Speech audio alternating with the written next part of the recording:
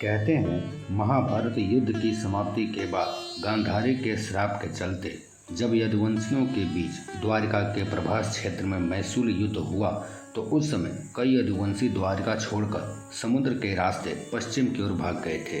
भागकर वे शाम यानी कि सीरिया, अरब, मिस्र यानी कि इजिप्ट होते हुए फिलिस्तीन, इजराइल पहुंच गए थे। यह घटना लगभग 3020 ईसा पूर्व की है।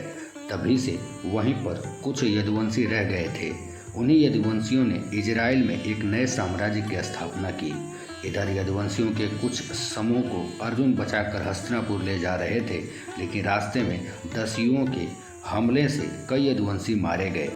बच गए थे तो केवल श्री कृष्ण की पत्नी और उनका एक प्रपौत्र जिसका नाम ब्रजनाभ था। ब्रजनाभ से ही ब्रजमंडल प्रसिद्ध हुआ। उधर इजराइल में बसे यदुवंशियों ने एक नए धर्म की स्थापना की जिसमें आगे चलकर ही अब्राहम हुए। शोधकर्ताओं ने इसके बाद के यहूदी प्रॉफिट मूसा और श्री कृष्ण की समानता पर शोध करके यह सिद्ध करने का प्रयास किया कि यहूदी और हिंदू धर्म में कितनी समानता है। यादवों के कारण ही यहूदी धर्म को यहूदी कहा जाता है। भगवान श्री कृष्ण और मूसा और उनके भाई बलराम और हारून में बहुत हद तक समानता है, फिर भी दोनों अलग अलग सभ्यताओं के जन्म लेने वाले प्रॉफिट हैं। आइए जानते हैं कि उनमें क्या और किस तरह की समानताएं हैं। सबसे पहली समानता है कि भगवान श्री कृष्ण के जन्म के पहले अत्याचारी कंस के लिए आकाशवाणी हुई थी कि देवकी की ही 8वीं संतान तेरा वध करेगी। उसी तरह मूसा के जन्म के पहले मिस्र के राजा फराओ के लिए भविष्यवाणी की गई थी कि तेरा अंत राज्य में जन्मे एक व्यक्ति के हाथों होगा जो जन्म ले चुका है। दूसरी समानता है कि आकाशवाणी सुनने के बाद कंस ने 8वीं संतान के उत्पन्न होकर गायब होने के बाद राज्य के सभी बच्चों को मारने का हुक्म दे दिया था। ठीक उसी तरह मिस्र के राजा ने भी राज्य के सभी बच्चों को मारने का हुक्म दे दिया था जो 1 वर्ष से कम उम्र के थे। तीसरी समानता है कि हुक्म के पहले ही जिस तरह भगवान श्री कृष्ण को उनके पिता ने एक सूपड़े में रखकर नदी के पार नंद के यहाँ छोड़ दिया था, उसी तरह मूसा की माता ने मूसा को एक टोकरी में नदी में छोड़ दिया था। कुछ समय बाद मिस्र की रानी ने जब उस टोकरी को देखा तो उन्होंने उसमें से उस बच्चे को लेकर उसका पालन पोषण किया। इस तरह श्री कृष्ण और प्रॉफिट मूसा को दूसरी माँ ने पाला।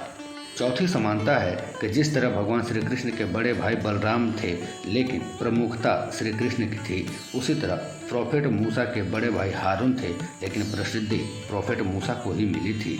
भगवान श्री कृष्ण के मुख से गीता की वाणी प्रकट हुई थी तो प्रॉफिट मूसा के मुख से यहूदी धर्म के 10 नियम निकले जिस पर यहूदी धर्म कायम है। छठी समानता है कि भगवान श्री कृष्ण जिस तरह अपने लोगों के साथ मथुरा से निकलकर अपने पूर्वजों की भूमि द्वारिका चले गए थे, उसी तरह जब मूसा को पता चला कि उनके पूर्वजों की भूमि तो बनी इजराइल में है तो वे भी अपने सभी हिब्रू कबीले के लोगों को लेकर मिस्र से निकल गए थे। यह दुनिया का सबसे बड़ा धार्मिक पलायन था। उस समय इजराइल को यरूशलेम कहते थे। सातवीं समानता है कि भगवान श्री कृष्ण के आखिरी दिनों में यदुवंशियों ने उनकी अवहेलना शुरू कर दी थी।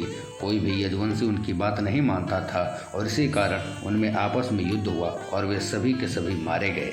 इसी तरह मूसा की कहानी में भी यह पढ़ने को मिलता है कि बनी इजराइल के लोगों ने बाद में मूसा के आदेश को मानने से इनकार कर दिया था, जिस कारण उनके कबीले में बिखराव हो गया था।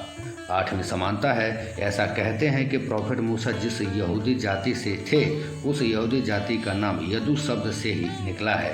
द्वारका के जलमग्न होने और मूसा का कालखंड भी एक ही है। अरब के करीब बसे सीरिया का प्राचीन नाम शाम है जो श्री कृष्ण के श्याम नाम का ही अपभ्रंश है। इसी तरह हमने देखा यहूदी धर्म और महाभारत में काफ़ी हद तक समानता है।